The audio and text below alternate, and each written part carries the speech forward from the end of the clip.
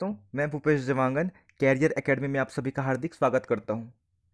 पिछले वीडियो में हमने देखा था संसद, लोकसभा, राज्यसभा, राष्ट्रपति कितने सीट होते हैं, कैसे निर्वाचन होता है, ये सब पूरी प्रोसेस जो है, इसका कार्यकाल कितना होता है, सदस्यों की अर्हताएं क्या है, योग्यता क्या है, पूरी तमाम चीज़ें हम लोग देख चुके हैं। आज हम लोग इसी से संबंधित क्वेश्चन सॉल्व करेंगे। ये टॉपिक को हम लोग पढ़ने के पीछे रीज़न बताना चाहूँगा तो ये है कि अभी क्या है, वर्तमान में 2024 में लोकसभा का चुनाव है, 18वीं लोकसभा का भी चुनाव है। तो इसीलिए अभी जितने भी आगामी एग्ज़ाम हैं, चाहे छात्रावास अधीक्षक हो, शिक्षक भर्ती परीक्षा हो, व्यापम के सभी एग्ज़ाम, पीएससी जो भी एग्ज़ाम है, चाहे रेलवे हो, सभी में लोकसभा से क्वेश्चन बिल्कुल आने ही वाले हैं। और ये भी बताना चाहूँगा कि जो स्टैटिक पोर्शन होता है, जैसे पॉलिटी है, पॉलिटी जो है स्टैटिक पोर्शन है, इससे क्वेश्चन कहाँ से आते हैं, वो है करंट बेस से ही आते हैं। तो करंट में क्या है, लोकसभा चुनाव चल रहा है, तो लोकसभा जो है उससे जितने भी क्वेश्चन है वो अभी आपके एग्जाम में आएंगे। तो आइए देखते हैं इसके एमसीक्यू क्वेश्चन। ठीक है, अगर वीडियो नहीं देखे हैं पहले वाला तो देख लीजिए, ये सब पूरा पढ़ चुके हैं हम लोग। ठीक है, इस वीडियो का जो पीडीएफ है वो हमारे टेलीग्राम चैनल में उपलब्ध करा दिया जाएगा, वहाँ से आप लोग डाउनलोड करके नोट्स बना सकते हैं, या फिर इसी का स्क्रीनशॉट करके भी आप लोग बना सकते हैं। तो देखते हैं इसमें 17वीं लोकसभा का कार्यकाल 16 जून 2024 को समाप्त होने वाला था, इसको भी पढ़ चुके हैं। 19 अप्रैल 2024 को प्रथम चरण की शुरुआत हुई है अभी 18वीं लोकसभा चुनाव की, और 1 जून 2024 को लास्ट चरण इसका है, और रिजल्ट कब आएगा, 4 जून को है। क्लियर है, चलिए आगे देखते हैं। और सब देख चुके थे ना हम लोग, उपाध्यक्ष। अब वर्तमान में राज्यसभा के सभापति कौन है, तो इसका आंसर होगा राज्यसभा का जो सभापति होता है वही भारत का उपराष्ट्रपति होता है। तो वर्तमान में भारत के उपराष्ट्रपति कौन है, तो श्री जगदीप धनखड़ जी हैं, याद रखेंगे, मोस्ट इंपॉर्टेंट। चलिए पहला क्वेश्चन देखते हैं, मोस्ट इंपॉर्टेंट। आप लोग अपने से लगाने की कोशिश करिएगा कि बन रहा है कि नहीं बन रहा है। ठीक है, उसके बाद तो मैं आंसर बताऊंगा ही इसमें। पहला क्वेश्चन है स्क्रीन के सामने, 2024 में कौन सी लोकसभा का चुनाव है, बताइए कौन सी लोकसभा का चुनाव है 2024 में, कौन सा क्रम की है। तो मैंने बता दिया था, ये जो है 2024 में भी चुनाव होगा, वो है 18वीं लोकसभा, मतलब 18वां बार चुनाव हो रहा है लोकसभा का। पहला चुनाव कब हुआ था, तो पहला चुनाव हुआ था 1951-52 में पहला चुनाव हुआ था लोकसभा का, याद रखेंगे। उस टाइम से 5-5 साल या 4-4 साल गैप करेंगे, मेनली 5-5 साल का होता है ये जो लोकसभा होता है, लेकिन लोकसभा बीच में भंग भी हो जाता है तो क्रम थोड़ा सा गड़बड़ा जाता है, याद रखेंगे। पहला लोकसभा चुनाव हुआ था 1951-52 में हुआ था, और जो अभी चुनाव हो रहा है 2024 में, वो है 18वीं क्रम का लोकसभा चुनाव है, याद रखेंगे, मोस्ट इंपॉर्टेंट है। और पिछली वाली कितनी थी, अगर पिछली वाली लोकसभा पूछा जाए तो पिछली वाली 17वीं लोकसभा चुनाव थी। क्लियर है, चलिए आगे बढ़ते हैं। अब देखिए इसमें लिखा भी हुआ है, लोकसभा चुनाव 2024 की तारीखों का ऐलान हो चुका है, बिल्कुल सही है। 543 सीटों के लिए 7 चरणों में चुनाव होना है, मोस्ट इंपॉर्टेंट है, याद रखेंगे। कितने सीट पर चुनाव होना है, तो 543 लोकसभा सीटों पर चुनाव होना है, जिसमें से छत्तीसगढ़ में कितने सीटें हैं, छत्तीसगढ़ में है 11 लोकसभा सीटें हैं, जिनमें से 19 अप्रैल को बस्तर जो लोकसभा सीट है उसमें चुनाव हो गया था, छत्तीसगढ़ की बात कर रहा हूँ। और 26 अप्रैल को, अभी 26 अप्रैल आया था, उसमें छत्तीसगढ़ की 3 लोकसभा सीट, कांकेर, राजनांदगांव और महासमुंद में चुनाव करा लिया गया था। और जो बाकी सीट बच रहे हैं, 11-4 कितने बचे, जो 7 लोकसभा सीटें बची है छत्तीसगढ़ की, उसका चुनाव अभी 7 मई को है। क्लियर है, चलिए आगे देखते हैं। 4 जून को रिजल्ट आएगा। और आचार संहिता जो है कब से लगता है, तो आचार संहिता चुनाव की घोषणा, जो तारीख की घोषणा होती है उसी दिन से आचार संहिता लग जाता है। और ये कब तक रहता है, तो कब तक रहेंगे, याद रखेंगे, नतीजे की तारीख तक।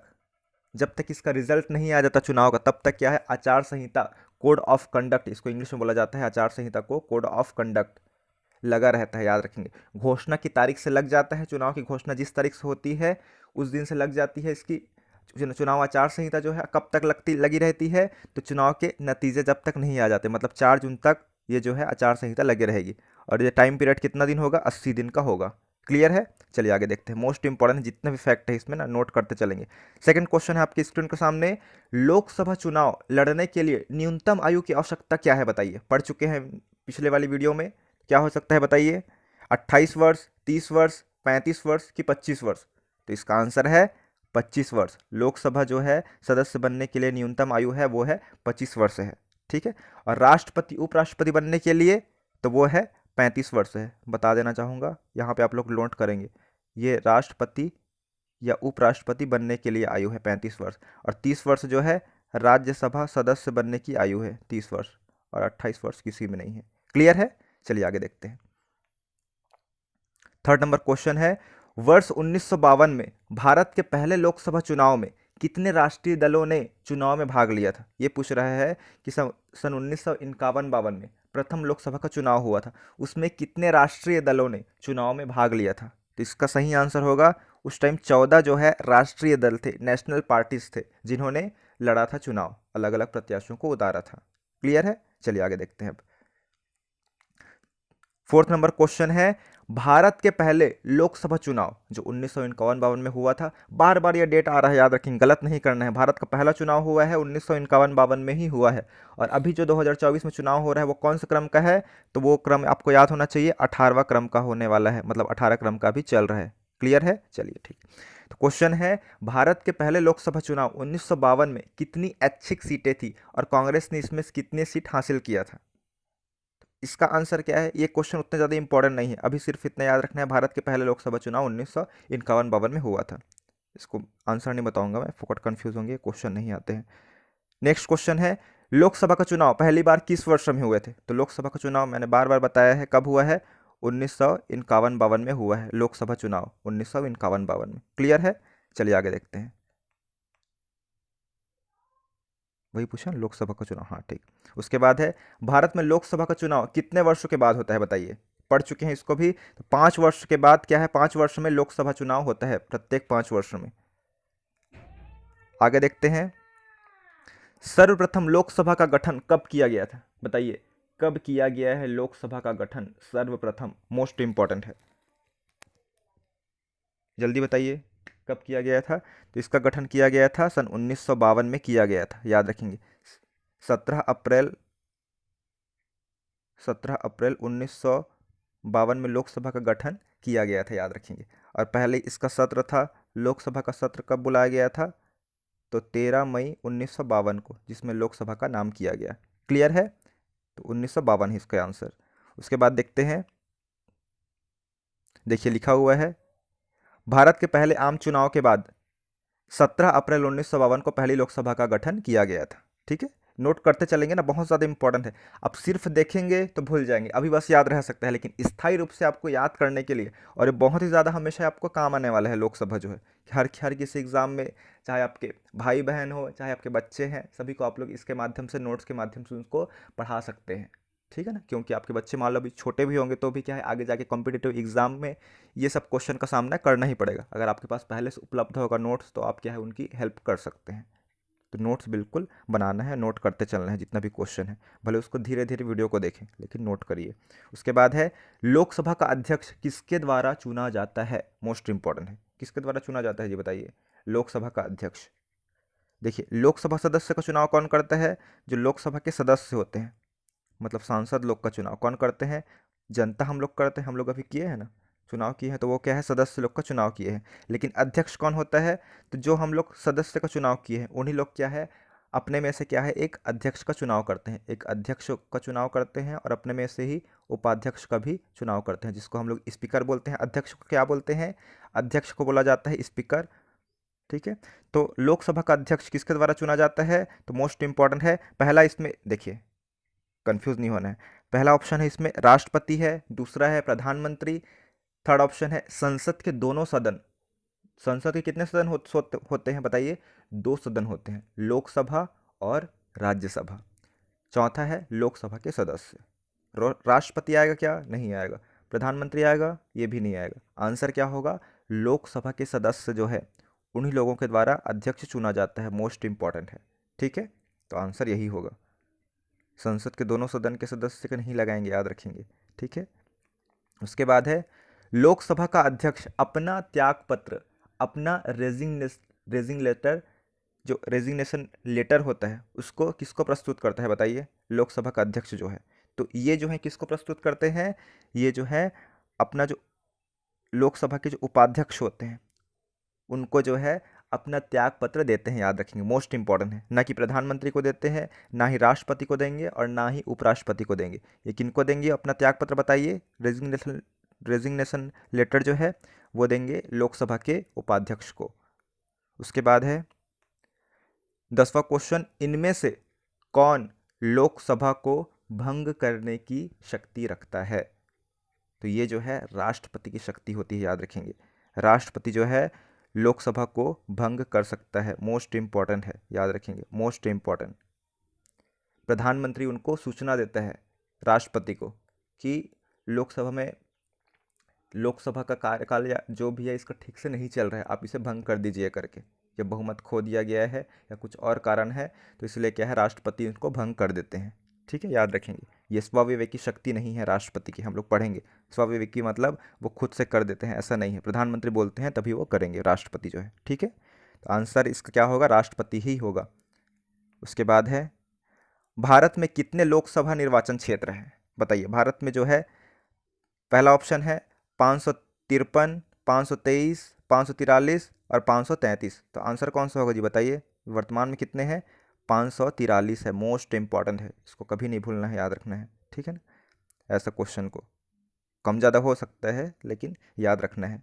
स्वतंत्र भारत, 12वां नंबर क्वेश्चन है, स्वतंत्र भारत की लोकसभा का पहला सत्र कब आयोजित किया गया था? याद रखेंगे। जो स्वतंत्र भारत, स्वतंत्र भारत बोला गया मतलब क्या डालेंगे आप लोग, भारत स्वतंत्र कब हुआ है ये सोच रहे हैं। तो भारत स्वतंत्र हुआ है 1947 में। मान लो गणतंत्र भारत बोलता, क्या बोलता, गणतंत्र भारत। तो भारत जो है गणतंत्र कब हुआ है, तो ये जो हुआ है 1950। तो 1950 के बाद को हम काउंट करते हैं, लेकिन इसमें बोला गया है स्वतंत्र भारत। ठीक है, तो स्वतंत्र भारत की लोकसभा का पहला सत्र कब किया गया था, बताइए। तो मैंने बताया था लोकसभा का गठन कब हुआ था, 17 अप्रैल को हुआ था। कब हुआ था, 17 अप्रैल को लोकसभा का गठन हुआ था 1952 में। और 13 मई 1952 को क्या हुआ था, लोकसभा का पहला सत्र आयोजित हुआ था। तो इसका आंसर क्या होगा, बताइए। मोस्ट इंपॉर्टेंट है, जितना मैं एनालाइज कर रहा हूँ उसको आप लोग ध्यान से सुनेंगे ना। ये जो फालतू चीज़ें नहीं बता रहा हूँ मैं, बहुत ही काम की चीज़ें बता रहा हूँ, इसलिए इसमें एनालाइज कर रहा हूँ हर ऑप्शन को, हर फैक्ट को बता रहा हूँ मैं। इस ये वीडियो आप लोग देख लेंगे तो इसके बाद संविधान में जो लोकसभा वाला टॉपिक है, संसद वाला टॉपिक एक प्रकार से खत्म हो जाएगा। संसद क्या है, एक बहुत ही बड़ा टॉपिक है, याद रखेंगे, संविधान पॉलिटी या कॉन्स्टिट्यूशन में। ठीक है, और ये बहुत ही इंपॉर्टेंट है। चलिए आगे देखते हैं। बिल्कुल इसके फोकस करके देखते रहिए वीडियो को और सुनते रहिए मैं जो बोल रहा हूँ, उसको नोट भी करना है। उसके बाद है 13 नंबर क्वेश्चन है, एक वर्ष में लोकसभा के कितने सत्र होते हैं, बताइए। तो एक वर्ष में लोकसभा के जो है 3 सत्र होते हैं। पहला आता है फरवरी, जो फरवरी टाइम स्टार्ट होता है, फरवरी मार्च में, वो जो है बजट सत्र कहलाता है। क्या कहलाता है, आप सभी को मालूम होगा। फरवरी, फरवरी में ही क्या है, लास्ट या शुरू में, माह में शुरू जो दिन होता है उसी में बजट आता है, बजट पेश किया जाता है। बजट पेश किसके द्वारा किया जाता है, तो वित्त मंत्री द्वारा। दूसरा आता है ग्रीष्मकालीन सत्र। क्या आता है, ग्रीष्मकालीन सत्र आता है, याद रखेंगे, मोस्ट इंपॉर्टेंट है। और तीसरा जो है शीतकालीन। ठीक है, सबको याद रखना है बहुत अच्छे से। तो इसका सही आंसर क्या होगा, इसका सही आंसर होगा ऑप्शन नंबर ये 3 वाला सही होगा, मोस्ट इंपॉर्टेंट है। एक वर्ष में लोकसभा के कितने सत्र होते हैं, तो 3 सत्र होते हैं। क्लियर है, चलिए आगे देखते हैं। वही वाला क्वेश्चन है, देखिए लिखा हुआ है, एक वर्ष में लोकसभा के कितने सत्र आयोजित होते हैं, तो एक वर्ष में लोकसभा के 3 सत्र जो है आयोजित होते हैं, मोस्ट इंपॉर्टेंट है। कितने सत्र जो है, 3 सत्र आयोजित होते हैं। पहला जो है बजट सत्र है। बजट सत्र कब से स्टार्ट होता है, तो फरवरी से मई तक चलता है, याद रखेंगे। उसके बाद है मानसून, मानसून मतलब वही ग्रीष्मकालीन सत्र है। ठीक है, मानसून सत्र है, मानसून सत्र जो है जुलाई से सितंबर तक।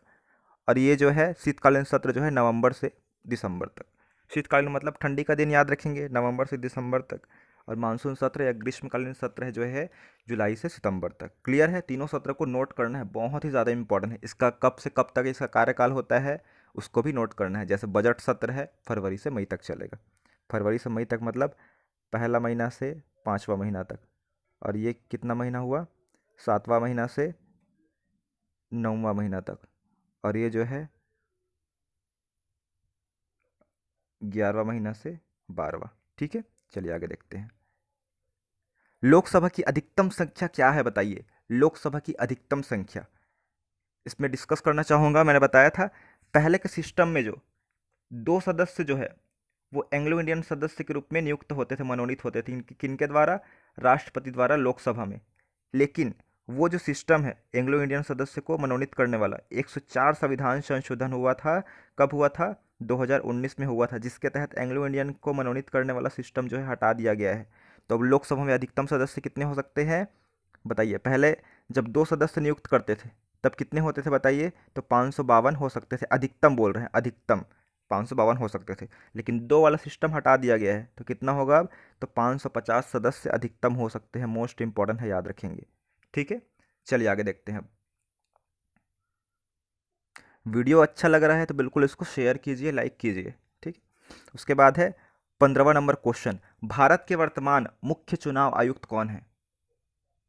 मुख्य चुनाव आयुक्त बोल रहे हैं, इलेक्शन कमीशन, कमिश्नर, मुख्य, चीफ इलेक्शन कमिश्नर कौन है बताइए। पढ़ चुके हैं बहुत बार, तो इसका आंसर होगा राजीव कुमार। मोस्ट इंपॉर्टेंट है, क्यों इंपॉर्टेंट है, क्योंकि अभी चुनाव चल रहा है, इन्हीं के तत्वाधान में सब चुनाव हो रहा है, याद रखेंगे।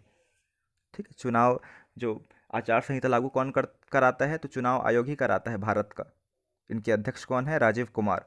और 2 सदस्य की नियुक्ति भी हो चुकी है। ठीक है, याद रखेंगे, उसको भी पढ़ चुके हैं पिछले वाला करंट अफेयर में। इसको आइए पढ़ लेते हैं एक बार फिर से। क्या लिखा है, भारत का मुख्य चुनाव आयुक्त भारत के चुनाव आयोग का प्रमुख होता है। नियुक्तिकर्ता, भारत के चुनाव आयुक्त की नियुक्ति कौन करता है, तो भारत के राष्ट्रपति करते हैं। मोस्ट इंपॉर्टेंट है, याद रखेंगे, मोस्ट मोस्ट मोस्ट इंपॉर्टेंट।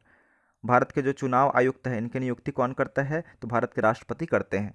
इनकी अवधि कितने साल तक रह सकते हैं ये, तो 6 वर्ष तक या फिर 65 वर्ष की आयु तक, जो भी पहले हो। इसका अर्थ ये है, ध्यान देंगे, 6 वर्ष तक। 6 वर्ष तक, मान लो 60 साल में, मान लो बात करते हैं, मान लो 50-60 में, 50 साल में किसी व्यक्ति की आयु 50 साल है और वो चुनाव आयुक्त के पद पर नियुक्त हो जाते हैं, तो कितने साल तक रहेगा वो, पूरा 6 साल तक तो रहेगा ही रहेगा। उसके बाद प्रोसेस आगे किया जाएगा, उनको बनाना है कि हटाना है। तो 6 वर्ष तक वो क्या है, अपने 56 साल तक, 56 वर्ष तक उनकी अवस्था तक वो शासन करेगा, मतलब नियुक्त उस पद पर रहेगा। और 65 वर्ष की आयु जो है कौन से, पहले मान लो वो 60 साल में नियुक्त होता है, 60 साल में, मान लो कोई व्यक्ति है वो जो है 60 साल में मुख्य चुनाव आयुक्त या चुनाव आयुक्त के पद पर नियुक्त होता है, और वो क्या है 6 साल तक रह सकता है। लेकिन 6 साल तक रहेगा तो उसकी आयु कितनी हो जाएगी, 66 हो जाएगी। लेकिन न्यूनतम मतलब कितनी होनी चाहिए, 65 से ज़्यादा नहीं होनी चाहिए, तो वो क्या है 5 साल बस काम करेगा। क्लियर है, इसलिए लिखा है जो भी पहले आए। ठीक है ना, मतलब 6 वर्ष है या 65 वर्ष की आयु तक। उसके बाद है अन्य चुनाव आयुक्त, जो है मुख्य चुनाव आयुक्त के साथ अन्य चुनाव आयुक्त या सहायक चुनाव आयुक्त होते हैं, जिनकी अभी नियुक्ति की गई है, जो मोस्ट इंपॉर्टेंट है, इसमें भी बात चल रहा था अभी।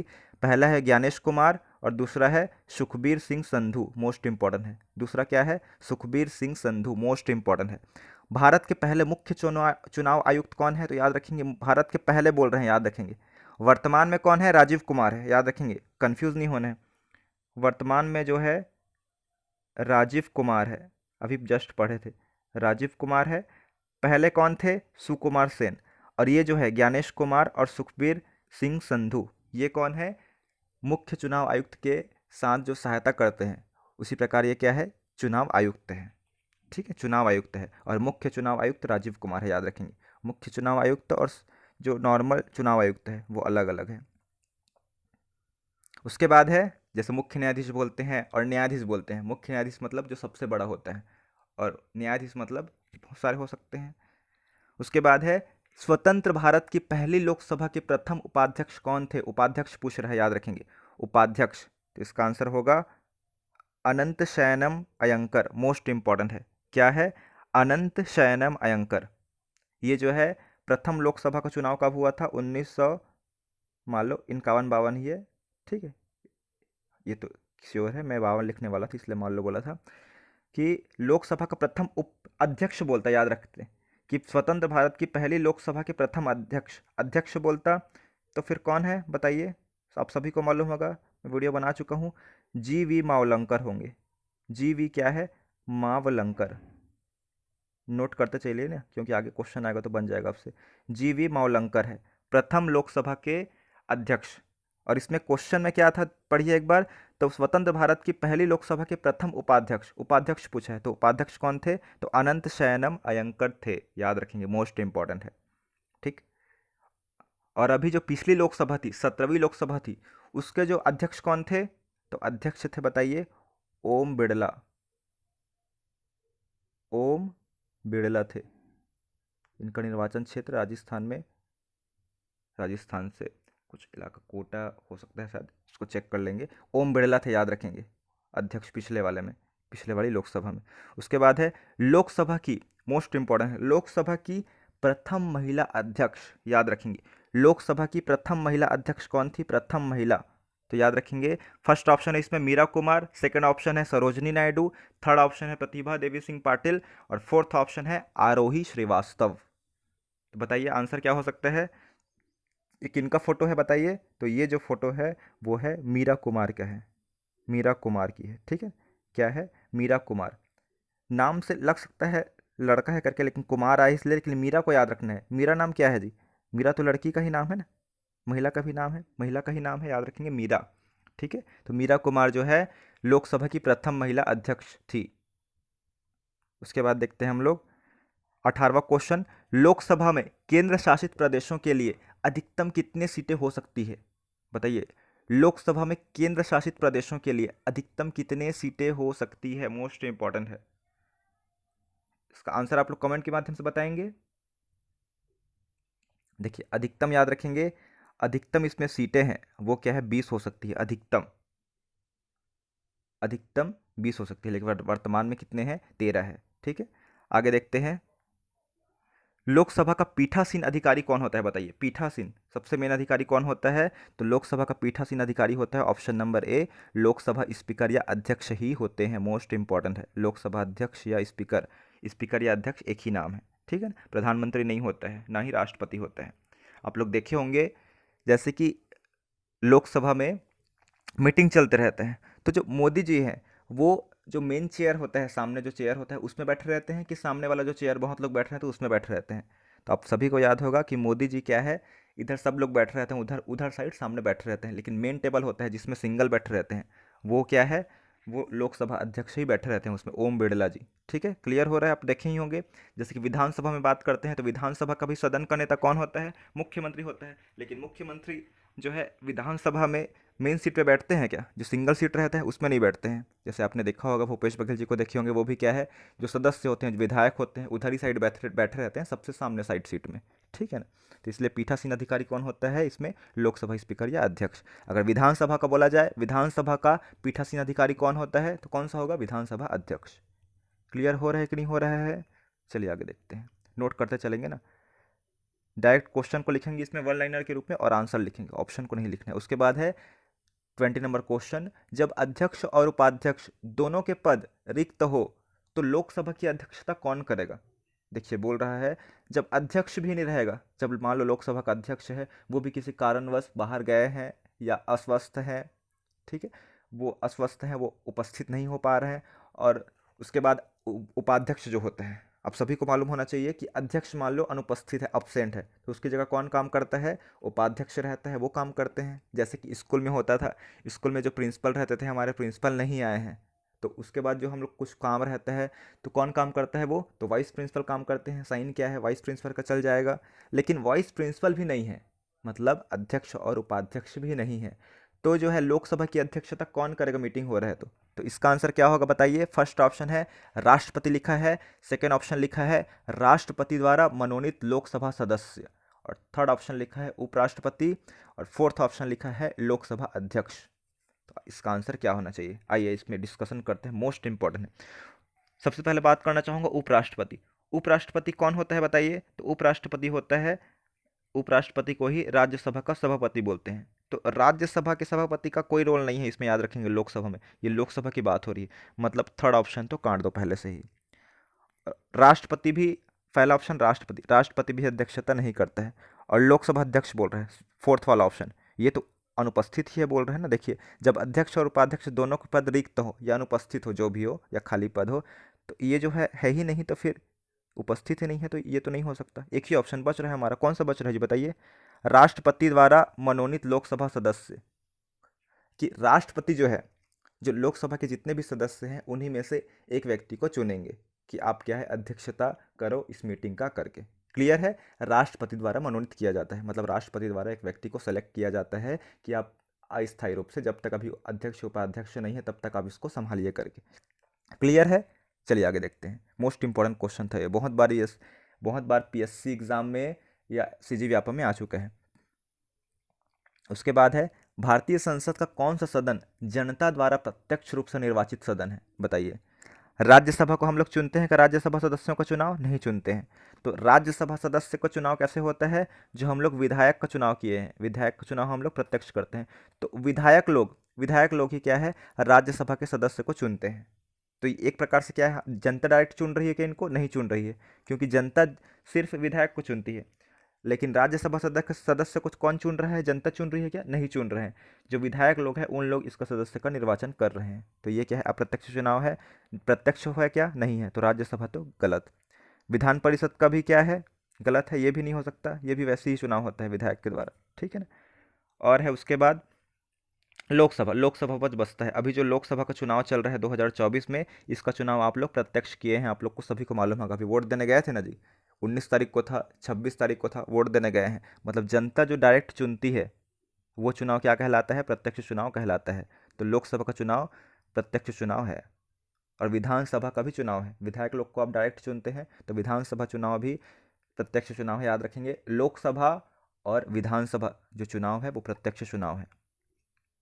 आगे देखते हैं 22वां नंबर क्वेश्चन। जितने भी क्वेश्चन है बहुत ही ज़्यादा इंपॉर्टेंट है, याद रखेंगे। अगर इसको देख लिया अच्छे से, धैर्य धैर्य बना के, पेशेंस बना के, तो आपसे एक भी क्वेश्चन नहीं छूटेंगे इस टॉपिक से। चलिए आगे देखते हैं। संसद के दोनों सदनों की संयुक्त बैठक की अध्यक्षता कौन करता है।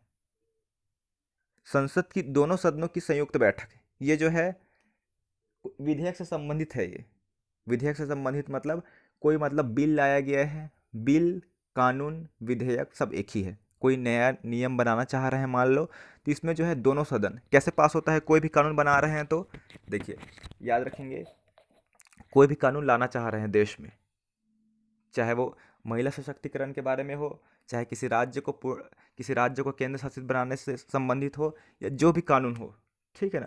तो उसके लिए दोनों सदन है, संसद के 2 सदन है, दोनों सदन में पास होना बहुत ज़्यादा ज़रूरी है, याद रखेंगे। राज्यसभा से पास हो जाता है, मतलब राज्यसभा के सदस्य जो है बहुमत से इसको हाँ अपना परमिशन दे देते हैं, हाँ हमारे तरफ से क्या है, सही है, बिल लाना चाहिए करके। उसके बाद वो दूसरे सदन जाता है, लोकसभा जाएगा, लोकसभा में भी पास हो गया, उसके बाद है राष्ट्रपति की अनुमति चाहिए रहती है। लास्ट में जो साइन है, नाम मात्र का साइन, वो क्या है, राष्ट्रपति करते हैं। हालांकि उनको वीटो की शक्ति प्राप्त है, लेकिन राष्ट्रपति का साइन बहुत ज़्यादा ज़रूरी है, याद रखेंगे, ठीक है। तो याद रखेंगे, ये जो कानून या विधेयक है, पहले लोकसभा में भी लाया जा सकता है, मतलब लोकसभा में पेश किया जा सकता है, या राज्यसभा में भी पेश किया जा सकता है। मान लो दोनों सदन, मान लो लोकसभा में कोई बिल या कानून जो है वो लाया गया है और वहाँ से परमिशन इनको मिल गया है, अब दूसरा सदन चले गया है, मान लो राज्यसभा चले गया है, राज्यसभा इसको कुछ रिस्पॉन्स नहीं कर रहा है, इसमें मीटिंग ही नहीं करवा रहे हैं, या उनको कोई नियम इसमें पसंद नहीं आ रहा है, कुछ सुधार करना चाहते हैं, तो इसके लिए एक क्या है, मीटिंग कराई जाती है, जिसमें क्या है, संसद के दोनों सदनों के सदस्य, संसद के दोनों सदन मतलब लोकसभा और राज्यसभा का कंबाइंड मीटिंग कराया जाता है, एक साथ मीटिंग कराया जाता है इसमें, कि इसमें जो भी विधेयक में आप लोग को डाउट है बताइए, और इसको पास करते हैं या पास नहीं करते हैं, जो भी है। तो इसका यही है, याद रखेंगे, यही में क्या है, क्या लिखा है, संयुक्त बैठक की अध्यक्षता, ठीक है। क्वेश्चन है, संसद की अगर दोनों सदनों की बैठक हो रही है, दोनों सदन मतलब लोकसभा के सदस्य और राज्यसभा के सदस्य जब एक साथ मीटिंग कराई जाती है, तब अध्यक्षता कौन करेगा। क्योंकि लोकसभा का अध्यक्ष कौन होता है जी, बताइए। तो लोकसभा का अध्यक्ष होता है, लोकसभा अध्यक्ष होता है, उसका नाम है, ठीक है ना, लोकसभा अध्यक्ष जो है। और राज्यसभा के अध्यक्ष को क्या बोलते हैं, तो बोलते हैं इनको सभापति बोलते हैं, और सभापति कौन होता है, उपराष्ट्रपति होता है। तो आप लोग को सोचने की ज़रूरत है, मान लो दोनों सदन के अपने अपने अध्यक्ष हैं, तो कौन अध्यक्षता करेगा अगर दोनों की एक साथ मीटिंग कराई जा रही है, तब भी क्या है, याद रखेंगे, अध्यक्षता लोकसभा अध्यक्ष ही करेंगे, मोस्ट इंपॉर्टेंट है, लोकसभा अध्यक्ष ही करेंगे, ठीक है। Option number B. इसको इतना लंबा क्यों बताया हूँ, क्योंकि ये बहुत ही ज़्यादा फेवरेट क्वेश्चन है व्यापम का, बहुत बार एग्जाम में आ चुका है। उसके बाद है 23वां नंबर क्वेश्चन, सामान्यतः लोकसभा के प्रत्येक बैठक का पहला घंटा जिसमें सवाल पूछे जाते हैं और उनका उत्तर दिया जाता है, क्या कहलाता है, बताइए। पहला घंटा, देखिए क्वेश्चन से ही स्पष्ट है, क्या बोल रहा है, सामान्यतः लोकसभा के प्रत्येक बैठक का पहला घंटा जिसमें सवाल पूछे जाते हैं, मतलब क्वेश्चन आंसर किए जाते हैं बोल रहे हैं, और उनका उत्तर भी दिया जाता है, मतलब क्वेश्चन और आंसर, तो क्या होगा, प्रश्नकाल होगा, मोस्ट इंपॉर्टेंट। इसका आंसर होगा प्रश्नकाल। जो पहला घंटा होता है वही क्या है, प्रश्नकाल कहलाता है, जो करीब 11 बजे से स्टार्ट होता है, ठीक है ना। और 12 बजे जो है वो क्या है, इसको ज़ीरो भी बोलते हैं, 12 बजे को इसमें क्या है, शून्य काल होते हैं, ठीक है, जीरो काल वही है, तो इसका आंसर होगा प्रश्न काल होगा, जो क्वेश्चन का है। उसके बाद देखते हैं हम लोग नारी वंदन अधिनियम, मोस्ट इंपॉर्टेंट है, अभी कानून लाया गया था 2023 में। नारी वंदन अधिनियम 2023 के अनुसार लोकसभा में महिलाओं के लिए कितना प्रतिशत सीट आरक्षण का प्रावधान किया गया है, मोस्ट इंपॉर्टेंट है, लोकसभा में बोल रहे हैं, ठीक है ना। तो लोकसभा में कितना % आरक्षण का प्रावधान किया गया है, बताइए आप लोग। लोकसभा में जो है महिलाओं के लिए कितना % बताइए, तो 33%। कितना % है जी, 33% का आरक्षण किया गया है, मोस्ट इंपॉर्टेंट है, याद रखेंगे, 33% आरक्षण किया गया है महिलाओं के लिए, ठीक है। आगे देखते हैं 25वां नंबर क्वेश्चन, यह कौन निर्धारित करता है कि कोई विधेयक सामान्य विधेयक है या धन विधेयक है, बताइए कौन निर्धारित करता है कि कोई विधेयक जो है सामान्य विधेयक मतलब ऐसी नॉर्मल विधेयक है या कोई धन विधेयक है। दो विधेयक हम लोग पढ़ेंगे मुख्यतः। धन विधेयक, धन विधेयक मतलब होता है नाम से स्पष्ट धन, धन मतलब क्या है, मनी होता है, क्या होता है, मनी, मतलब पैसों के लेन देन से संबंधित है या पैसों से संबंधित नियम कानून है, ये सब क्या है, टैक्स से संबंधित है। ये सब जितने भी विधेयक हैं या जितने भी कानून है, ये क्या है, धन विधेयक कहलाते हैं, मनी बिल कहलाते हैं, मनी बिल, ठीक है, मनी बिल कहलाते हैं। तो यह कौन निर्धारित करता है, यह कौन सेलेक्ट करता है कि ये जो विधेयक लाया जा रहा है सदस्यों द्वारा, वो जो है नॉर्मल बिल है कि मनी बिल है। तो इसका जो सेलेक्ट करता है वो है लोकसभा अध्यक्ष करता है। मोस्ट इंपॉर्टेंट क्वेश्चन है, याद रखेंगे, लोकसभा अध्यक्ष ही करते हैं। आप लोग को बोलना चाहूँगा कि अभी ये वीडियो आप लोग देख लेंगे, मान लो अभी आप लोग संविधान में ये टॉपिक पढ़े भी नहीं होंगे, तो भी ये वीडियो देखते हैं तो आपके लिए काफ़ी हेल्पफुल रहेगा। अगर इसको इग्नोर करते हैं कि अभी हम लोग जब क्लास में पढ़ेंगे तब क्या है समझ आ जाएगा करके, तो फिर आपका ही लॉस है इसमें, याद रखेंगे। अभी इसको समझ लीजिए, क्योंकि मान लो संविधान में कोई टॉपिक अभी पढ़ते नहीं है, मान लो जो भी एग्जाम हो जाता है 1-2 महीने में, ठीक है, कोई भी टॉपिक पढ़ते नहीं है संविधान में, और मान लो इसी टॉपिक को पढ़ते हैं तो इससे डेफिनेटली 1-2 क्वेश्चन तो आएंगे ही आएंगे, क्योंकि अभी लोकसभा चुनाव है और लोकसभा के बारे में ही हम लोग पढ़ रहे हैं। क्लियर है, चलिए ठीक, नोट्स बनाते चलेंगे, बार बार बोल रहा हूँ मैं। आगे देखेंगे 26वां नंबर क्वेश्चन, लोकसभा में आम बजट कौन प्रस्तुत करता है, आम बजट, बजट सत्र की बात किया था तो कौन करता है जी, बताइए, वित्त मंत्री करता है, मैंने बता दिया था, वित्त मंत्री जो है ये जो है बजट, बजट मतलब क्या है, वही कितना कितना खर्चा हुआ है, कितना पैसा निकालना है, कितने खर्चा हुआ है, सब क्या है इनको जब ये जा क्या है जवाब देते हैं बजट में, ठीक है ना, कि कौन कौन सा काम कराना है आगे आगामी वर्ष के लिए। तो वित्त मंत्री जो है, वित्त मंत्री मतलब पैसा वाला ही मंत्री है, फाइनेंस मिनिस्टर। चलिए आगे देखते हैं 27वां नंबर क्वेश्चन, केंद्र सरकार के खिलाफ अविश्वास प्रस्ताव किसमें पास किया जाता है। केंद्र सरकार जो है मुख्यतः किसका होता है, लोकसभा होता है, तो लोकसभा में ही क्या है अविश्वास प्रस्ताव पास किया जाता है, याद रखेंगे, अविश्वास प्रस्ताव। अविश्वास प्रस्ताव को हम लोग आगे देखेंगे। अविश्वास प्रस्ताव मतलब विश्वास जो है सदस्य बहुमत कराया जाता है कि जो सदस्य लोग का विश्वास प्रधानमंत्री पे है कि नहीं है करके, ठीक, केंद्र सरकार के खिलाफ। आगे देखते हैं हम लोग अब नेक्स्ट क्वेश्चन है, भारत की संसद किन किन से मिलकर बनती है। तो भारत का संसद जो है बताइए किससे किससे मिलकर बनती है, संसद के 3 अंग है, कौन कौन सा हो सकता है बताइए।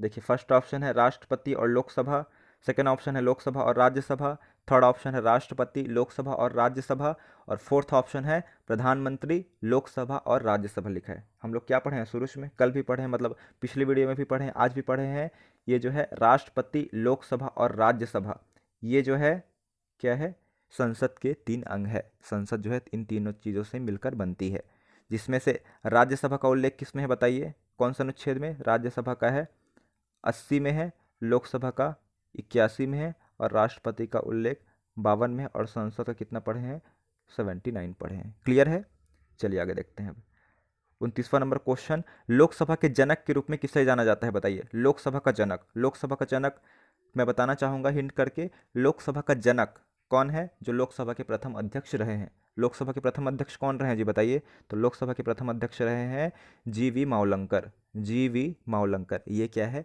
लोकसभा के प्रथम अध्यक्ष रह चुके हैं। और लोकसभा के प्रथम महिला अध्यक्ष कौन थी, तो याद रखेंगे मीरा कुमार। उसके बाद ये फेवरेट क्वेश्चन है, कोड ऑफ मॉडल कंडक्ट मतलब आचार संहिता, भारत में आचार संहिता या कोड ऑफ मॉडल कंडक्ट कब लागू होता है। तो फर्स्ट इसमें ऑप्शन है मतदान के तुरंत बाद, चुनाव से 3 महीने पहले, चुनाव तारीख की घोषणा के तुरंत बाद, और इनमें से कोई नहीं। मैंने बता दिया था, देखिए कब से लागू हुआ है, क्या आप मतदान किए हैं, वोटिंग किए हैं उसके बाद लागू हुआ है, तो ये तो गलत है। ये तो गलत है ना। चुनाव चुनाव हम लोग दिए हैं, उसके बाद लागू हुआ है कि नहीं हुआ है, पहले से लागू है। चुनाव से 3 महीने पहले, चलो इसमें हो सकता है, ये भी हो सकता है, ये भी हो सकता है, लेकिन एग्जैक्ट कौन सा है? 3 महीने पहले, तो ये तो गलत है। मैंने बताया था चुनाव आचार संहिता कब लागू होता है? जब चुनाव आयोग जो है, भारत निर्वाचन आयोग जो है या चुनाव आयोग जो है, चुनाव तारीख की घोषणा करता है या करते हैं कि इस तारीख से अब चुनाव होना है, ऐसे ऐसे इतने चरण में होना है, इस दिन रिजल्ट आना है। जो चुनाव की तारीख की घोषणा कर देते हैं, पब्लिश कर देते हैं, तो उसी दिन से आदर्श आचार संहिता मतलब कोड ऑफ मॉडल कंडक्ट लागू हो जाता है। ठीक है, तो आंसर कौन सा होगा हमारा? आंसर नंबर सी होगा, मोस्ट इंपॉर्टेंट है। चुनावी तारीख की घोषणा के तुरंत बाद आचार संहिता लग जाता है। और आचार संहिता कब तक लगे रहता है? रिजल्ट तक। क्या बोल रहा हूँ? जब तक रिजल्ट नहीं आता है, रिजल्ट के तारीख तक लगा रहता है। ठीक है, अभी रिजल्ट जो है 4 तारीख को आएगा, तो 4 जून तक क्या है? चुनाव आचार संहिता लगी रहेगी। क्लियर है? आगे देखते हैं हम लोग, इसमें लिखा भी है कि नहीं लिखा है, चलिए। भारत में चुनावी तारीख के ऐलान के बाद आदर्श आचार संहिता लागू कौन करता है? देखिए इसमें लिखा है, क्वेश्चन में ही आंसर मिल गया है पिछले का, कि भारत में चुनाव तारीख के ऐलान के बाद होता है। ठीक है ना, चुनाव तारीख के ऐलान से ही आचार संहिता लग जाता है। ये जो है लागू कौन करता है? पहला ऑप्शन है राष्ट्रपति, सेकंड ऑप्शन है लोकसभा अध्यक्ष, थर्ड ऑप्शन है भारतीय निर्वाचन आयोग, और फोर्थ ऑप्शन है संसद। तो इसका सही आंसर क्या होगा बताइए? संसद करती है क्या? नहीं। राष्ट्रपति करती है क्या? नहीं। लोकसभा अध्यक्ष करती है क्या? नहीं करती। एक ही बच रहा है इसमें, कौन करता है? भारतीय निर्वाचन आयोग, मोस्ट इंपॉर्टेंट है।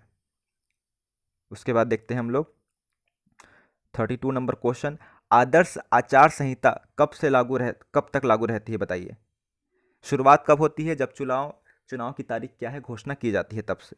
इस पे फर्स्ट ऑप्शन है चुनाव तारीखों के ऐलान के बाद से रिजल्ट घोषित होने तक। उसके बाद है सेकंड ऑप्शन चुनाव तारीखों के ऐलान कर बाद से मतदान होने तक। और उसके बाद है चुनाव तारीख के 6 महीने बाद तक। तो मतदान होने तक होता है कि नहीं होता? मैंने बताया था रिजल्ट आने तक। तो चुनाव तारीखों के ऐलान के बाद से रिजल्ट घोषित होने तक क्या है? चुनाव, ये जो है आदर्श आचार संहिता जो है वो लागू रहता है। Most important option number A सही होगा, गलत नहीं करना है, इसको याद रखेंगे।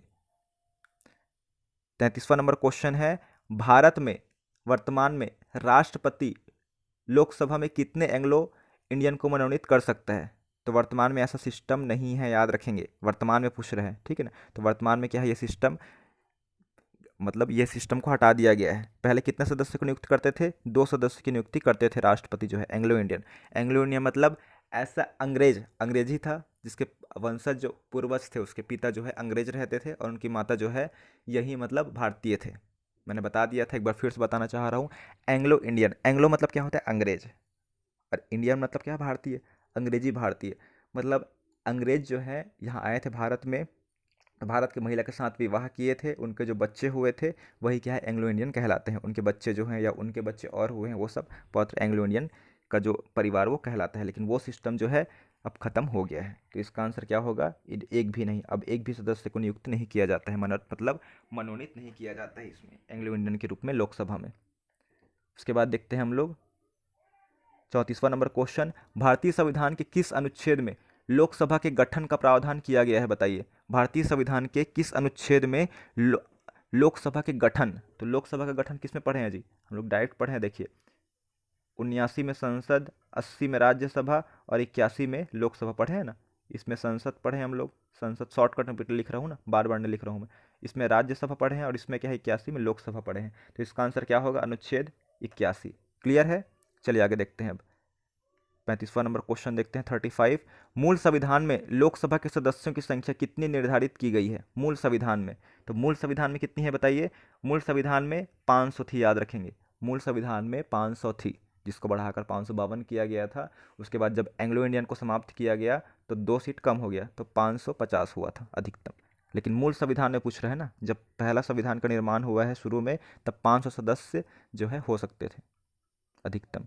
उसके बाद है 36वां नंबर क्वेश्चन, लोकसभा में राष्ट्रपति द्वारा एंग्लो इंडियन के नॉमिनेशन को किस संवैधानिक संशोधन द्वारा समाप्त किया गया है? पहले एंग्लो इंडियन का सिस्टम था, लेकिन वो समाप्त कब किया गया है? तो मैंने बता दिया था शुरू में ही, 104 संविधान संशोधन सन 2019 में, याद रखेंगे 104 संविधान संशोधन। ये संविधान संशोधन क्या होता है कि मूल संविधान जब 1947 या 1950 जब भारत संविधान लागू हुआ है, उस टाइम जो है शुरू में संविधान में कुछ कुछ नियम बने हुए थे, लेकिन उसमें कुछ चेंज किए हैं, परिवर्तित किए हैं या उसमें कुछ जोड़े हैं, ठीक है ना।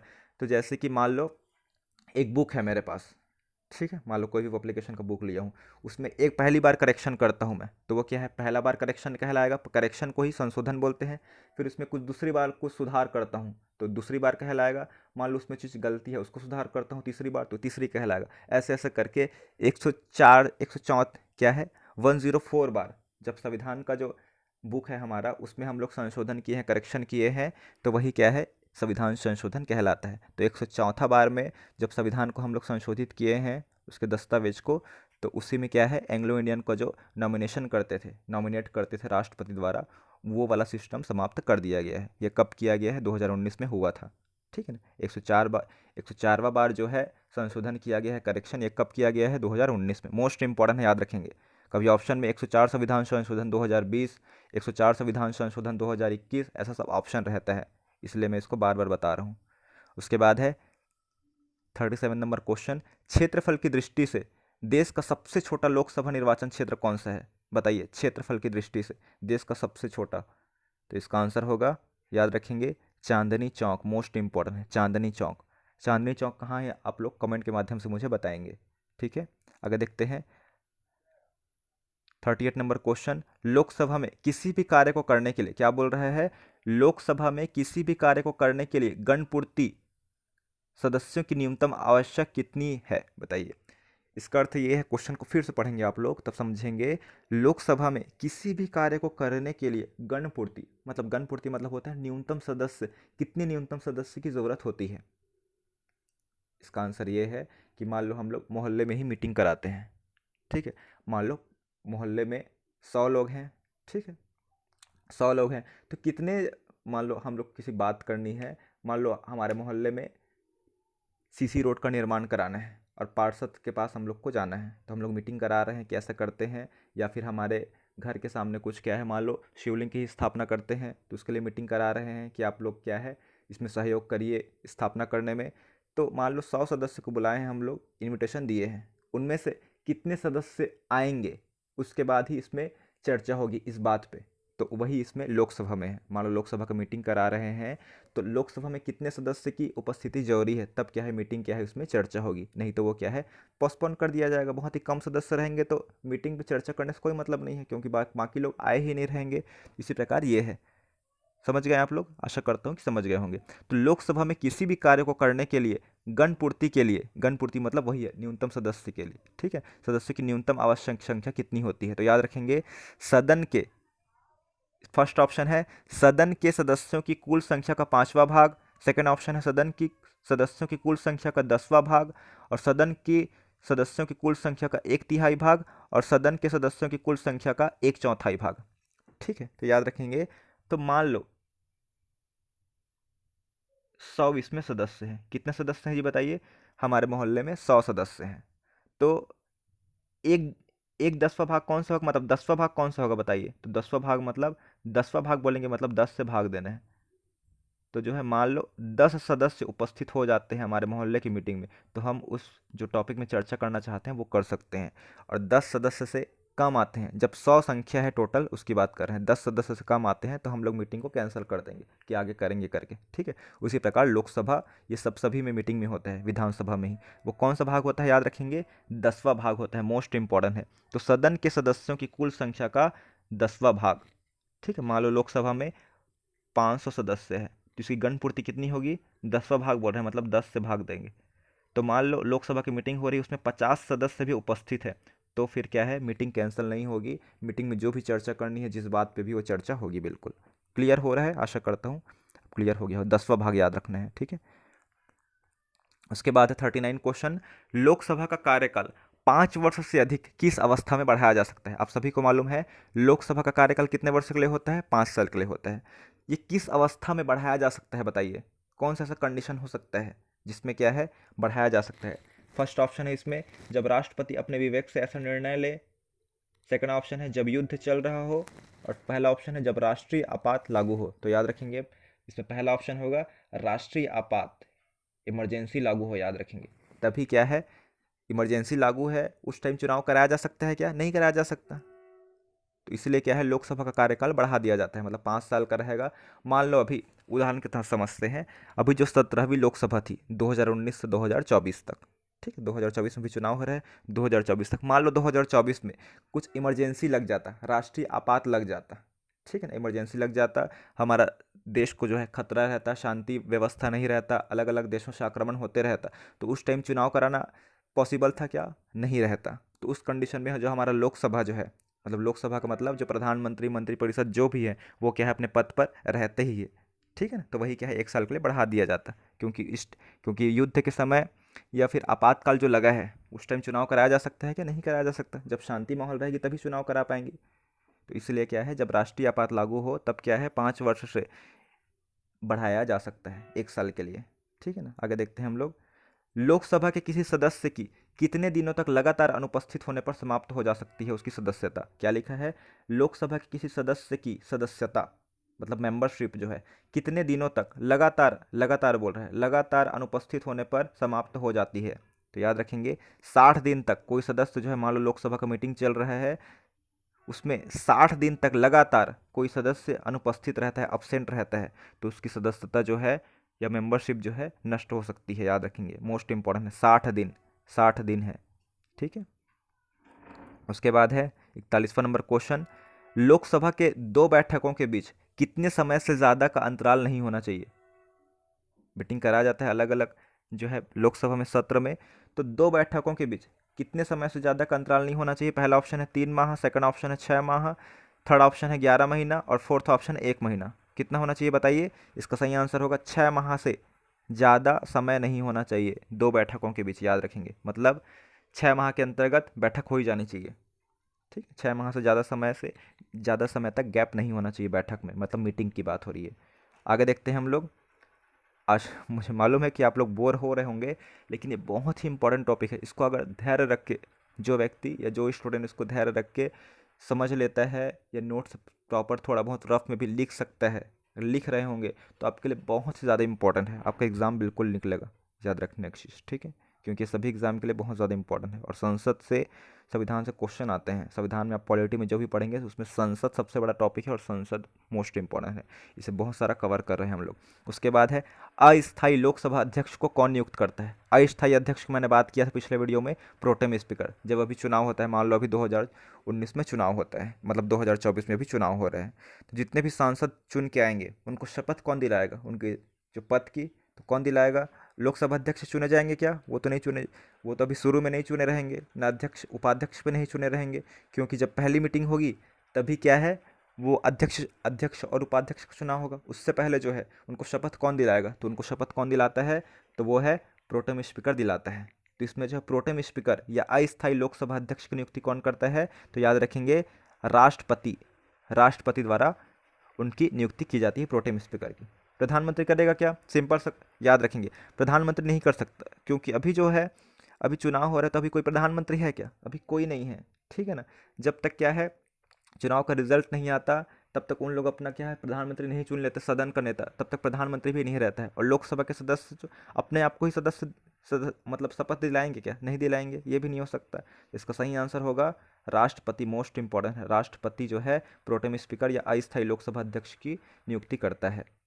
चलिए आगे देखते हैं 43वां नंबर क्वेश्चन, आपातकाल के दौरान मतलब इमरजेंसी के दौरान संसद लोकसभा का कार्यकाल एक बार में कितने समय के लिए बढ़ा सकती है? मैंने बताया था, तो उस टाइम चुनाव कराना इम्पॉसिबल रहेगा, इसीलिए हम उसकी जो बढ़ा सकते हैं उसका कार्यकाल जो है लोकसभा का, तो एक बार में कितने बढ़ाया जा सकता है? इसमें ऑप्शन है 1 वर्ष, 2 साल, 6 माह और 7 महीना। तो इसका आंसर होगा 1 वर्ष, 1 वर्ष के लिए बढ़ाया जा सकता है, याद रखेंगे, ठीक है। आगे देखते हैं, लोकसभा में अनुसूचित जाति मतलब क्या होता है इंग्लिश में? अनुसूचित जाति मतलब होता है एससी, और अनुसूचित जनजाति मतलब एसटी के सीटों का आरक्षण संविधान के किस अनुच्छेद से संबंधित है बताइए? तो इसका आंसर क्या होगा? सही आंसर बताइए, क्या होना चाहिए? जल्दी बताइए आप लोग, कितना होगा? क्या बोल रहे हैं? कमेंट के माध्यम से बताएंगे आप लोग? चलिए ठीक, इसको मैं बता दिया था, कमेंट के माध्यम से इसका आंसर बताएंगे। ठीक है, कौन से लोकसभा में एससी और एसटी के लिए जो आरक्षण है वो संविधान के कौन से अनुच्छेद में है। चलिए ठीक है। उसके बाद है भारत के किस राज्य में लोकसभा सीटों की संख्या सर्वाधिक है। किस राज्य में है बताइए लोकसभा सीटों की संख्या सर्वाधिक, जल्दी बताइए। तो लोकसभा सीटों की सर्वाधिक जो है संख्या है वो है उत्तर प्रदेश में है, याद रखेंगे उत्तर प्रदेश में। उत्तर प्रदेश में कितना सीट है, उत्तर प्रदेश में 80 सीट है। उसके बाद है महाराष्ट्र में है लोकसभा सीट सर्वाधिक। उसके बाद कहाँ है, वेस्ट बंगाल में है। ठीक है, याद रखना है, बहुत ही ज़्यादा इंपॉर्टेंट है ये। महाराष्ट्र में उसमें देख लेंगे 48 है, इसमें 42 हो सकते हैं, लेकिन 80 याद रखना है। उत्तर प्रदेश में 80 लोकसभा सीट हैं। छत्तीसगढ़ में कितने हैं जी बताइए, छत्तीसगढ़ में लोकसभा सीट सिर्फ 11 है। ठीक है, चलिए आगे देखते हैं। प्रत्येक राज्य के लिए लोकसभा निर्वाचन क्षेत्रों की संख्या किसके आधार पर निर्धारित की गई है। जो लोकसभा क्षेत्र बांटा गया है, जैसे बात करते हैं कांकेर लोकसभा क्षेत्र, बिलासपुर लोकसभा क्षेत्र, रायपुर लोकसभा क्षेत्र, तो बस्तर लोकसभा सीट, इसको किस आधार पर बांटा गया है। पहला ऑप्शन है जनसंख्या, सेकंड ऑप्शन है क्षेत्रफल, थर्ड ऑप्शन है ए व बी दोनों, और फोर्थ ऑप्शन है इनमें से कोई नहीं। तो आंसर क्या होगा, सिर्फ और सिर्फ इसमें जनसंख्या के हिसाब से बांटा गया है, मतलब कितनी जनसंख्या है तब क्या है उसको लोकसभा क्षेत्र बनाया गया है। मोस्ट इंपॉर्टेंट है जनसंख्या। उसके बाद है नेक्स्ट क्वेश्चन, वर्तमान में लोकसभा में अनुसूचित जनजातियों के लिए, अनुसूचित नहीं जनजातीय गलत पढ़ रहा हूँ मैं, जाति लिखा है, एससी के लिए, एससी के लिए कितने सीटें आरक्षित है लोकसभा में बोल रहे हैं। तो याद रखना है एसटी के लिए 47 सीटें हैं और जो एससी के लिए वो है 84 सीटें हैं। तो इसका सही आंसर क्या होगा, ऑप्शन नंबर सी होगा। एससी के लिए कितनी है, 84 सीटें आरक्षित है लोकसभा में। आरक्षित मतलब यही होता है कि 84 लोग क्या है एससी समुदाय से, मतलब शेड्यूल कास्ट या अनुसूचित जातियों से क्या है सांसद रहेंगे, इसका अर्थ यही है। आगे देखते हैं हम लोग, लोकसभा सदस्य अपना त्याग पत्र किसको सौंपते हैं। सदस्य की बात हो रही है, लोकसभा सदस्य अपना त्याग पत्र जो है किसको सौंपते हैं, तो लोकसभा अध्यक्ष को सौंपते हैं अपना रेजिग्नेशन लेटर। और इसकी बात, इनकी बात करता हूं मैं कि लोकसभा अध्यक्ष जो है अपना त्यागपत्र किसको सौंपते हैं, तो अपना त्यागपत्र किसको सौंपते हैं बताइए, ये जो है लोकसभा उपाध्यक्ष को अपना त्यागपत्र सौंपते हैं। मोस्ट इंपॉर्टेंट है, लोकसभा उपाध्यक्ष को सौंपते हैं। और सदस्य जो है इनको सौंपते हैं, और ये जो है लोकसभा अध्यक्ष जो है उपाध्यक्ष को सौंपते हैं, और उपाध्यक्ष भी लोकसभा अध्यक्ष को ही सौंपते हैं। क्लियर हो रहा है, चलिए ठीक, आगे देखते हैं। राष्ट्रपति लोकसभा को कार्यकाल पूरा करने से पहले किसकी सलाह पर भंग कर सकता है। इसको मैंने डिस्कस कर चुका था कि राष्ट्रपति जो है लोकसभा को कार्यकाल पूरा करने से पहले ही किसकी सलाह पर भंग कर सकता है। कोई सलाह देगा तभी कर सकते हैं, बिना सलाह के अपने मन से नहीं करेंगे राष्ट्रपति की, वो स्वाभाविक की शक्ति नहीं है कि लोकसभा को भंग कर दे। फर्स्ट ऑप्शन है वित्त मंत्री की सलाह पर, सेकंड ऑप्शन है प्रधानमंत्री की सलाह पर, और थर्ड ऑप्शन है लोकसभा अध्यक्ष की सलाह पर, और फोर्थ ऑप्शन है इनमें से कोई नहीं। तो इसका आंसर मैंने बताया था कि प्रधानमंत्री की सलाह पर जो है राष्ट्रपति जो है वो भंग कर सकता है। आप लोग देखेंगे जो भारत में जो होता है मेन कौन होता है, एक राष्ट्रपति होते हैं और क्या है प्रधानमंत्री, दोनों का ही कॉम्बिनेशन अच्छे से जमता है। ठीक है, उसके बाद है नेक्स्ट क्वेश्चन है, सरकार के खिलाफ अविश्वास प्रस्ताव पेश किया जा सकता है। अविश्वास प्रस्ताव कहाँ पेश किया जाता है, राज्यसभा में कि लोकसभा में कि उपरोक्त दोनों में कि इनमें से कोई नहीं में। तो याद रखना है आपको, अविश्वास प्रस्ताव जो है लोकसभा में पेश किया जाता है, लोकसभा मोस्ट इंपॉर्टेंट है, लोकसभा। ठीक है, नोट करते चलना है ना डायरेक्ट। उसके बाद है 51 क्वेश्चन, लोकसभा के निर्वाचन के लिए नामांकन पत्र किसके द्वारा दाखिल किया जा सकता है। नामांकन पत्र बोल रहे हैं, जो चुनाव के पहले इन लोग नामांकन पत्र दाखिल करते हैं, किसके द्वारा दाखिल किया जा सकता है निर्वाचन के लिए। तो फर्स्ट ऑप्शन है भारत में निवास करने वाले किसी भी व्यक्ति, जिस निर्वाचन क्षेत्र में निर्वाचन लड़ा जाना है वहाँ के किसी निवासी। उसके बाद है भारत के किसी नागरिक द्वारा जिसका नाम किसी निर्वाचन क्षेत्र में, किसी निर्वाचन क्षेत्र मतलब कोई भी जगह हो सकता है, ठीक है ना, किसी निर्वाचन क्षेत्र की मतदाता सूची में है। और फोर्थ ऑप्शन है भारत के किसी भी नागरिक द्वारा। क्या होना चाहिए बताइए। देखिए इसमें अच्छे से डिस्कस कर रहा हूँ मैं, ध्यान से सुनेंगे। पहला बोल रहा है कि भारत में निवास करने वाले किसी भी व्यक्ति, आप लोग को ये भी बताना चाहूँगा कि जो लोकसभा सदस्य बनती हैं, विधानसभा सदस्य बन रहे हैं, राष्ट्रपति उपराष्ट्रपति जितने भी पद हैं, भारत का नागरिक होना तो ज़रूरी है। ठीक है ना, इसमें बोल रहे हैं पहला कथन, भारत में निवास करने वाले कोई भी व्यक्ति, मान लो कोई विदेशी नागरिक आया हुआ है घूमने के लिए और यहाँ रह रहा है, जिसकी नागरिकता जो है भारत की नागरिकता उसको मिली नहीं है, ठीक है ना, तो क्या है वो चुनाव लड़ पाएगा नहीं। तो ये तो बिल्कुल गलत हो रहा है। ठीक, सेटिस्फाई कर रहे हैं कि बिल्कुल गलत है ये पहला। तो सेकंड को हम लोग देखते हैं, सेकंड को देखते हैं, जिस निर्वाचन क्षेत्र में निर्वाचन लड़ा जाना है वहाँ के किसी निवासी द्वारा। मान लो बिलासपुर लोकसभा सीट है, उस लोकसभा सीट के अंतर्गत जो भी व्यक्ति है वो क्या है, चुनाव लड़ेगा। क्या, जिसने क्या लिखा है क्वेश्चन में, जिस निर्वाचन क्षेत्र में चुनाव निर्वाचन लड़ा जाना है वहाँ के किसी निवासी। मान लो उस निर्वाचन क्षेत्र के किसी व्यक्ति की आयु जो है 18 वर्ष से ही नहीं हुई है, तो चुनाव लड़ सकता है क्या? ये भी सेटिस्फाई करता है, नहीं करता है? आप ही लोग बताइए, करता है क्या, नहीं कर रहा है? तो हम दूसरा देखते हैं इसमें, भारत के किसी नागरिक द्वारा जिसका नाम किसी निर्वाचन क्षेत्र की मतदाता सूची में है, और मतदाता सूची में नाम कब होगा, जब उसकी आयु 18 वर्ष से अधिक होगी। और वो मतदाता सूची में और कब होगी, जब वो भारत की नागरिक होंगे तभी मतदाता सूची में नाम होगा, इसलिए है। तो भारत किसी नागरिक द्वारा जिसका नाम किसी भी निर्वाचन क्षेत्र की मतदाता सूची में हो सकता है। मान लो जो है, मैं जो हूँ कांकेर लोकसभा क्षेत्र में आता हूँ, तो मैं क्या है, कांकेर लोकसभा क्षेत्र के अलावा और दूसरे जगह भी चुनाव लड़ सकता हूँ। मैं बिलासपुर से भी लड़ सकता हूँ, कहीं से भी, मतदाता सूची में कहीं भी नाम आना चाहिए। मतदाता सूची में नाम आ रहा है मतलब इसका अर्थ क्या क्या होता है कि मैं तो भारत का नागरिक हूँ, तभी क्या है, मेरा वोटर लिस्ट में नाम आ रहा है। और मैं 18 वर्ष से अधिक हूँ, ये भी प्रमाण हो रहा है, क्योंकि वोटर आईडी किसका बनता है, 18 वर्ष से अधिक। तो यही क्या है, हमारा मेन आंसर रहेगा। और फोर्थ ऑप्शन है, भारत के किसी भी नागरिक द्वारा। तो नागरिक की आयु मान लो 18 वर्ष हुई ही नहीं है, तो चुनाव लड़ सकता है क्या? नहीं लड़ सकता। तो इसका आंसर होगा भारत के, क्या होगा, भारत की किसी नागरिक द्वारा जिसका नाम किसी निर्वाचन क्षेत्र की मतदाता सूची में है, याद रखेंगे। जैसे राहुल गांधी जी है, बताना चाहूँगा, 2 जगह से चुनाव लड़ते हैं, अमेठी से भी लड़ते हैं, और एक क्या है, वायनाड से भी लड़ते हैं। केरल का जो वायनाड लोकसभा क्षेत्र है वहाँ से भी लड़ते हैं, ठीक है ना। तो जरूरी नहीं है कि जहाँ हमारा नाम आ रहा है वहीं से चुनाव लड़ रहे हैं, कहीं से भी हम लोग चुनाव लड़ सकते हैं, मेन मतदाता सूची में नाम होना चाहिए, ठीक है। तो चलिए, बहुत बहुत धन्यवाद ये वीडियो को देखने के लिए। वीडियो को देखे हैं और इनको नोट भी करना है, अगर नोट नहीं किए हैं तो फटाफट इसको नोट कर लीजिए। अगर वीडियो अच्छा लगा तो बिल्कुल कमेंट के माध्यम से मुझे बताइए, ठीक है। और बाकी इस वीडियो का जो पीडीएफ है वो हमारे टेलीग्राम चैनल पे अपलोड कर दिया जाएगा, ठीक। और कुछ डाउट होगा तो मुझे मैसेज कर सकते हैं। चलिए, बहुत बहुत धन्यवाद, थैंक यू।